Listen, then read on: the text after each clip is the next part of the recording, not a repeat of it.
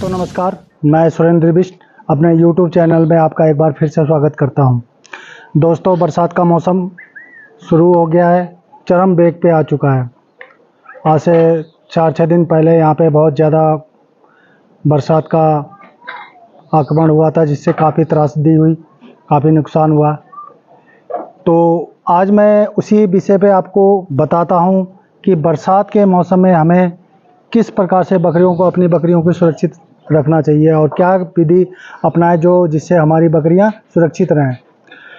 सबसे पहले दोस्तों, मैं आपको बाड़ा निर्माण के बारे में बताता हूं। बाड़ा निर्माण हमारे लिए क्यों ज़रूरी है और हमें बाड़ा निर्माण जब भी हम करें तो हम क्या क्या देख के बाड़ा का हमें निर्माण करना चाहिए।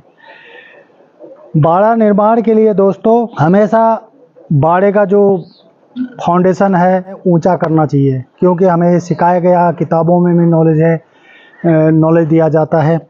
कोई भी अगर आप ट्रेनिंग ले चुके हो तो उससे वो भी आपको नॉलेज दे चुके होंगे।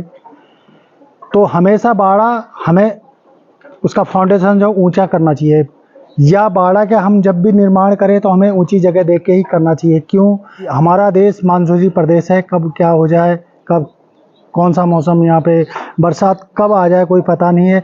और बरसात के साथ साथ अगर हम जो नदियों के किनारे जिनका घर हो या तलहटी में, पहाड़ों की तलहटी में जिनका घर हो, बाड़ा निर्माण जो भी करें हमें ऊंची जगह देख के ही करना चाहिए। क्योंकि अगर पानी आ गया, अगर बाड़े में घुस गया तो वो वहाँ पे नमी हो जाएगी और नमी होने से हमारी बकरियाँ बीमार हो जाएंगी। बरसात के टाइम में हमें बकरियों का खान पान पे विशेष ध्यान देना चाहिए। अगर आप सूखे चारे का इस्तेमाल कर रहे हो तो सूखा चारा हमेशा देख के करना चाहिए। सूखा चारा जो भी जहाँ पर भी स्टोर किया हो, आपने स्टोर किए जगह नमी युक्त जगह ना हो, जिससे उसमें फंगस वगैरह उसमें ना आए।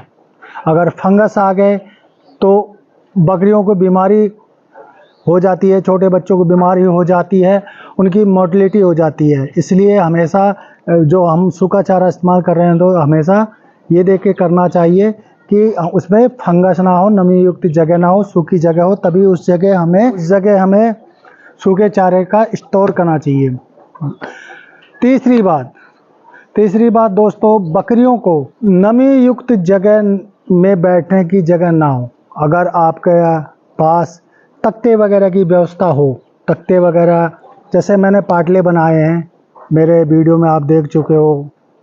बकरी जो है सूखी जगह में ही बैठती है।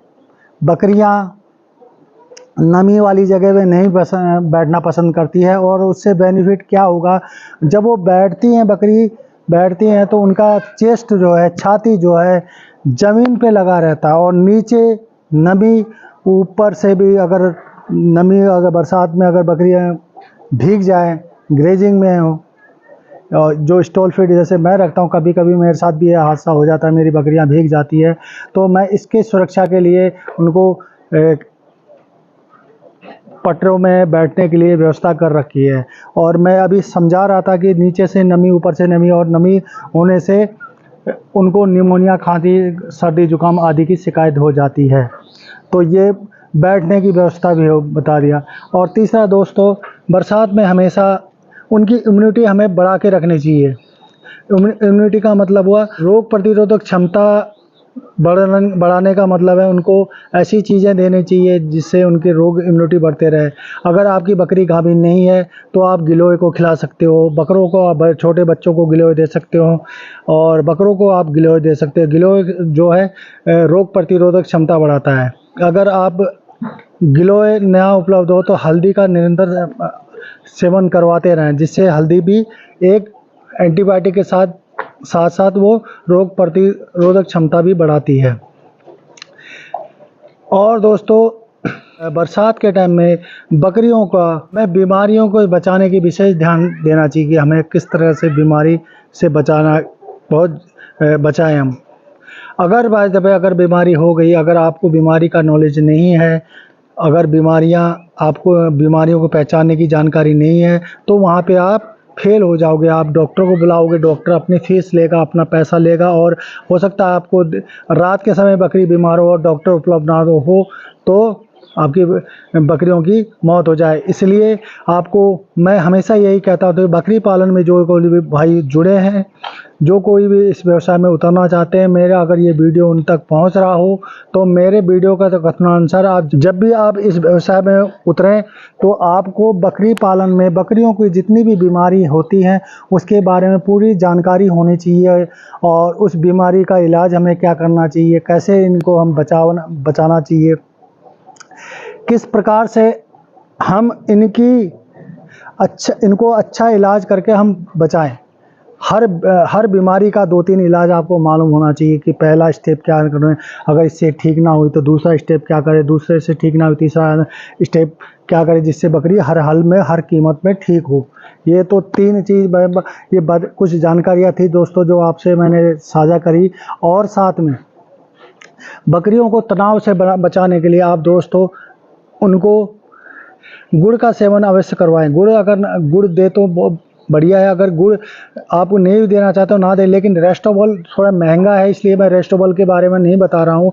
गुड़ से भी अच्छा रेस्टोबल है। रेस्टोबल दोगे तो आपकी बकरियों को तनाव जो है बरसात के कारण, नमी के कारण, मच्छर मक्खी के कारण आपका जो बकरियों को तनाव है वो तनाव बकरियों को नहीं आएगा। और दोस्तों बरसात के टाइम में सफाई का भी विशेष ध्यान देना चाहिए।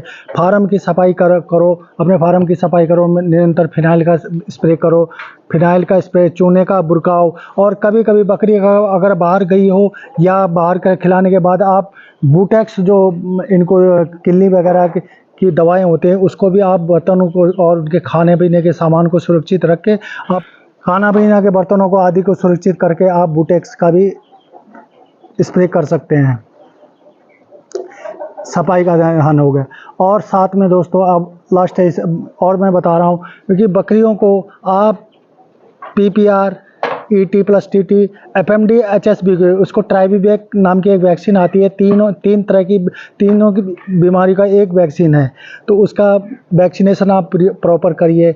वैक्सीनेशन करने से पहले आप बकरियों की डिवॉर्मिंग अवश्य करें। डिवॉर्मिंग करने के बाद आप 10 दिन तक उन्हें लीवर टॉनिक जरूर दें, जिससे उनका लीवर प्रॉपर का स्ट्रॉन्ग हो, मजबूत हो, और खाने पीने को जो भी खाएं उसको आहार को आसानी से पचा सके। और महत्वपूर्ण चीज़ है दोस्तों, जैसे आप हरा चारा लाते हैं, बरसात के टाइम में हरा चारा तुरंत काट के आप कभी ना दें।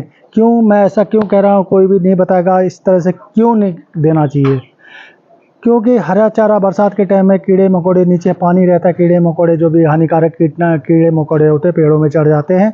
और अगर तुरंत हमने वो चारा काट के दे दिया और उन्होंने वो कीड़ा उनके पेट में चला गया और कहीं ना कहीं जहर का केस हो जाएगा, जिसको ET भी कह सकते हो। अगर आपने जहर के लक्षण, मैंने मेरे इस चैनल में बहुत 2-3 वीडियो डाल रखे हैं, अगर आपको देखना हो तो उनके बारे में पूरी अच्छे से मैं डिटेल पूर्वक जानकारी दे दिया है कि इसमें क्या क्या लक्षण आते हैं। तो उसकी जगह आप दोस्तों उस चारे को काट के दूसरे दिन दें या तीसरे दिन दें। जैसे अगर धूप आ रही हो थोड़ा फैला दें उसे, हल्का सा उसका मॉइस्चर भी कम हो जाएगा, और फिर दूसरे दिन उसको काट के इनको दें। तो ये थी जानकारियाँ बकरी पालन संबंधी, बरसात में हमें किस तरह से बकरियों को सुरक्षित करना चाहिए। अगर आपको ये मेरा वीडियो पसंद आया हो तो प्लीज़ मेरे चैनल को लाइक करना, शेयर करना, कमेंट करना और सब्सक्राइब करना। धन्यवाद।